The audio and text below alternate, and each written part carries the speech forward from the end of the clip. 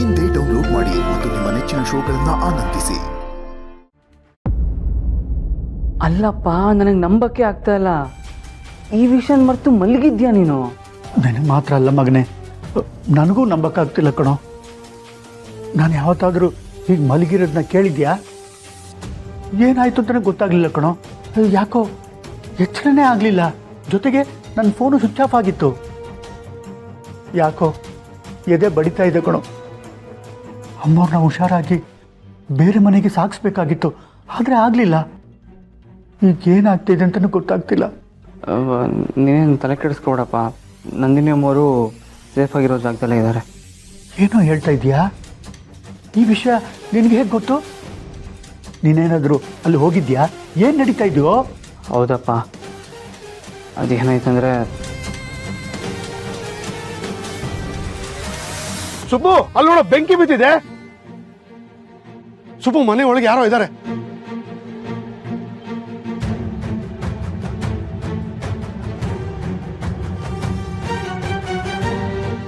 ನನ್ನ ಕ್ಷಮಿಸ್ಬಿಡಪ್ಪ. ನಂದಿನಿ ಅಮ್ಮವ್ರು ಸೇಫಾಗೇ ಇದ್ದಾರೆ. ಆದರೆ ಪೃಥ್ವಿಯವರು... ಪೃಥ್ವಿಗೇನಾಯ್ತು?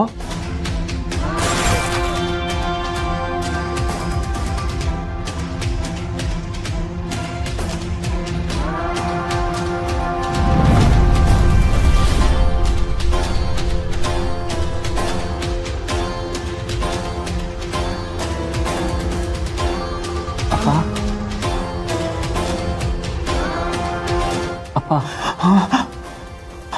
ಅಯ್ಯೋ ಅಯ್ಯೋ ಅಯ್ಯೋ,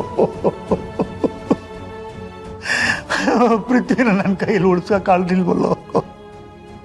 ಪೃಥ್ವಿನ ಜೀವದ ಗೆಳೆಯ, ಪ್ರಾಣ ಕೊಟ್ಟಾದರೂ ಕಾಪಾಡ್ಕೋತೀನಿ ಅಂತ ಹೇಳಿದ್ದೆ. ಆದರೆ ನನ್ನ ಮಾತನ್ನ ನಾನು ನಡ್ಕೊಳಕ್ಕಾಗಲಿಲ್ಲ ಕೂಡ. ಮುಗಿದಾಯ್ತು, ಎಲ್ಲ ಮುಗಿದಾಯ್ತು. ಪೃಥ್ವಿ ಯಜಮಾನ್ರ ಹತ್ರ ಸತ್ಯ ಹೇಳ್ತಾನೆ, ಮುಂದೆ ಎಲ್ಲ ಸರಿ ಹೋಗುತ್ತೆ ಅಂತ ಅನ್ಕೊಂಡಿದ್ದೆ. ಆದರೆ ನಾನು ಕನ್ಸ್ಕೊಂಡಾಗೆ ಏನೂ ಆಗಲಿಲ್ಲ.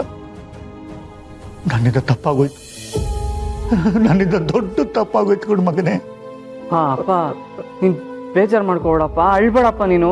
ಇದಕ್ಕೆಲ್ಲ ನೀನು ಕಾರಣ ಅಲ್ಲಪ್ಪ, ಇದಕ್ಕೆಲ್ಲ ವಿಜಯಾಂಬಿಕಾ ಕಾರಣ. ನಾವು ಅವಳು ಈ ಥರ ಮಾಡ್ತಾಳೆ ಅಂತ ಅಂದ್ಕೊಂಡಿದ್ವಲ್ವಾ, ಆದರೆ ಅವಳು ಅಲ್ಲಿಗೆ ಬಂದ್ಬಿಡ್ತಾಳೆ ಅಂತ ಗೊತ್ತೇ ಇರಲಿಲ್ಲ. ಅವಳು ಬರ್ತಾಳೆ ಅಂತ ಗೊತ್ತಾಗಿದ್ದಿದ್ರೆ ನಾವು ಮುಂಚೆನೇ ಶಿಫ್ಟ್ ಮಾಡ್ಬೋದಾಗಿತ್ತು. ಇದಕ್ಕೆಲ್ಲ ಅವಳೇ ಕಾರಣಪ್ಪ, ನೀನಲ್ಲಪ್ಪ. ಆಮೇಲೆ ಈಗ ನಂದಿನಿ ಅಮ್ಮೋರಿರೋ ಜಾಗನೂ ಅಷ್ಟೊಂದೇನು ಸೇಫ್ ಅಲ್ಲ. ತುಂಬ ದಿನ ಅವರು ಅಲ್ಲಿರೋದಕ್ಕಾಗಲ್ಲ.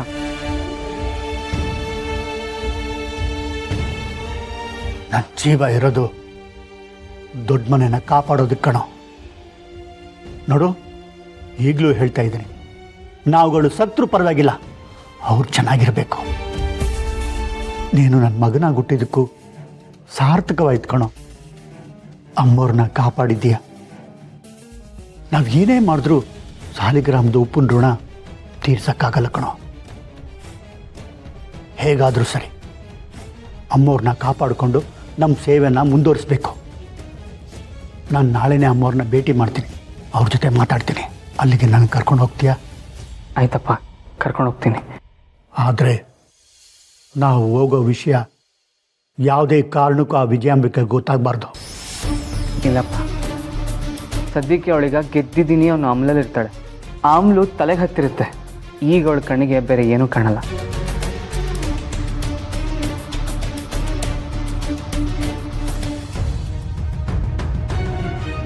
ಹೌದು ಪದ್ದು, ಇವತ್ತು ನನ್ನ ಜೀವನ ನಿನ್ನ ಮಗ ಉಳಿಸ್ಬಿಟ್ಟು.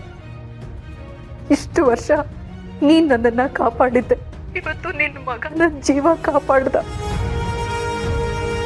ನನಗೆ ನಿನ್ನ ಬಗ್ಗೆ, ನಿನ್ನ ಮಗನ ಬಗ್ಗೆ ಎಷ್ಟು ಹೆಮ್ಮೆ ಅನ್ನಿಸ್ತದೆ ಗೊತ್ತಾ ಪದ್ದು. ಸುಬ್ಬು ಅಂತ ಧೈರ್ಯ ಇರೋ ಹುಡುಗನ ಜೊತೆ ನನ್ನ ಮಗಳಿದ್ದಾಳೆ ಅಂದಮೇಲೆ ನನಗೆ ಯಾವ ಚಿಂತೆನೂ ಇಲ್ಲ. ಆದ್ರೆ ಪೃಥ್ವಿ ಅಣ್ಣ, ಸಮಾಧಾನ ಮಾಡ್ಕೊಳ್ಳಿ ಅಮ್ಮವ್ರೆ. ಏನು ನಡಿಬೇಕು ಅಂತ ನಮ್ಮ ಮನೇಲಿ ಬರೆದಿರುತ್ತೋ ಅದೇ ನಡೆಯುತ್ತೆ. ಯುದ್ಧಕ್ಕೆ ಅಂತ ನಿಂತ ಮೇಲೆ ಎದೆ ಕೊಟ್ಟು ಹೋರಾಡೋದು ಮಾತ್ರ ಅಲ್ಲ, ಅನ್ನ ಹಾಕಿರೋ ಮನೆನ ಕಾಯೋದು ಕಾಪಾಡೋದು ನಮ್ಮ ಕರ್ತವ್ಯ. ಆ ರೀತಿ ಹೋರಾಡುವಾಗ ಒಬ್ಬ ಸೈನಿಕ ಸತ್ರೆ ಅದು ಸಾವಲ್ಲ, ಬಲಿದಾನ.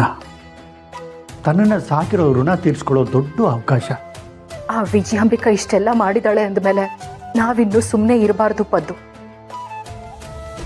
ಯುದ್ಧ ಯಾವತ್ತೋ ಶುರುವಾಗಿದೆ, ಈಗ ಅವಳು ನಮ್ಮ ತಾಳ್ಮೆ ಕೆಣಕಿದಾಳೆ. ನಿಜಾಮೋರೆ, ನೀವು ಈ ಮಾತನ್ನ ಈಗ ಹೇಳ್ತಾ ಇದ್ದೀರಾ, ಆದರೆ ಇದನ್ನ ನಾನು ಯಾವಾಗಲೂ ಯೋಚನೆ ಮಾಡಿದ್ದೆ. ಯುದ್ಧದಲ್ಲಿ ನೀತಿ ನಿಯಮ ಅಂತ ಕೂತ್ಕೊಂಡ್ರೆ ಮುಂದೆ ಇರೋರು ನಮ್ಮನ್ನ ಅನೀತಿಯಿಂದನೇ ಗೆಲ್ಲಬೇಕು ಅಂತ ಯೋಚನೆ ಮಾಡ್ತಾ ಇರ್ತಾರೆ, ಹೊಂಚಾಕ್ತಾ ಇರ್ತಾರೆ. ನ್ಯಾಯ ಗೆಲ್ಲಬೇಕು ಅಂದರೆ ನಾವು ಯುದ್ಧ ಗೆಲ್ಲಬೇಕು. ರಾಕ್ಷಸರನ್ನ ಕೊಲ್ಲೋದಕ್ಕೆ ನೀತಿ ನಿಯಮದ ಹಾಗೆ ಬೇಕಾಗಿಲ್ಲ. ನಾವು ಇನ್ಮೇಲೆ ಬೇರೆ ಥರನೇ ಯೋಚನೆ ಮಾಡ್ಬೇಕಮ್ಮವ್ರೆ. ಪಾಪ ಪುಣ್ಯದ ಬಗ್ಗೆ ಯೋಚನೆ ಮಾಡದೇ ಇರೋಂಥ ಇಂಥ ಪಿಶಾಚಿಗಳನ್ನ ಸರ್ವನಾಶ ಮಾಡಬೇಕು ಅಂದರೆ ಅವ್ರ ದಾರಿಯಲ್ಲೇ ಹೊಡಿಬೇಕು. ಯುದ್ಧದಲ್ಲಿ ತಂತ್ರಗಳಿರುತ್ತೆ, ಕುತಂತ್ರಗಳಿರಲ್ಲ. ಕುತಂತ್ರಗಳಿದ್ರೂ ಅದನ್ನ ಬುದ್ಧಿವಂತಿಕೆ ಅಂತಾರೆ ಹೊರತು ಪಿತೂರಿ ಅಂತ ಅನ್ನಲ್ಲ. ಕೆಟ್ಟದ್ದನ್ನ ಅಳ್ಸಾಕದಷ್ಟೇ ನಮ್ಮ ಉದ್ದೇಶ ಆಗಿರ್ಬೇಕಮ್ಮವ್ರೆ. ನಾನು ಇದ್ರ ಬಗ್ಗೆ ಯೋಚನೆ ಮಾಡ್ತೀನಿ. ಅವ್ರು ಯಾರನ್ನೂ ಉಳಿಸಲ್ಲ ಅಮ್ಮವ್ರೆ.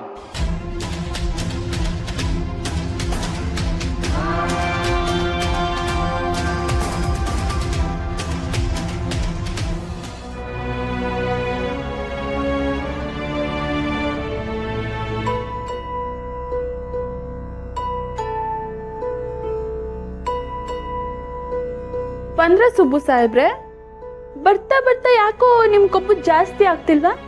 ಕೊಬ್ಬ? ನಾನೇನ್ ಮಾಡಿದೆ? ನೀನ್ ಏನು ಮಾಡಿಲ್ಲ ಅಂತಾನೆ ಹೇಳ್ತಿರೋದು. ಓ, ಹಾಗೆ ಹೇಳ್ತಾ ಇದ್ದೀರಾ?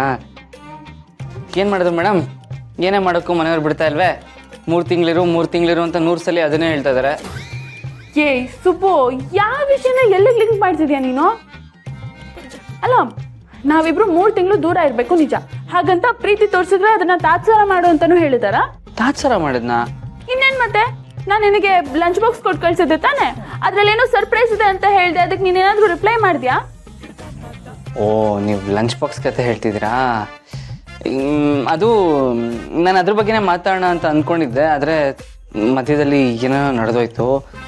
ಸಾರಿ ಮೇಡಮ್, ಸಾರಿ. ಸಾರಿನಾ? ಈ ಸಾರಿ ಪೂರಿ ಅಂತೆಲ್ಲ ನನ್ನ ಹತ್ರ ಇಟ್ಕೋಬೇಡ. ಹೆಂಡತಿಗೆ ಕೋಪ ಬಂದಾಗ ಕೋಪನ ಕರೆಸೋದಕ್ಕೆ ಸಾರಿ ಬಿಟ್ಟು ಬೇರೆ ದಾರಿಗಳು ಇರುತ್ತೆ, ಅದನ್ನ ಮಾಡ್ಬೇಕಪ್ಪ. ಹೌದು, ಆದರೆ ಈ ವಿಚಾರದಲ್ಲಿ ನಿಮಗಿರೋಷ್ಟು ಬುದ್ಧಿವಂತಿಕೆ ನನಗಿಲ್ಲ.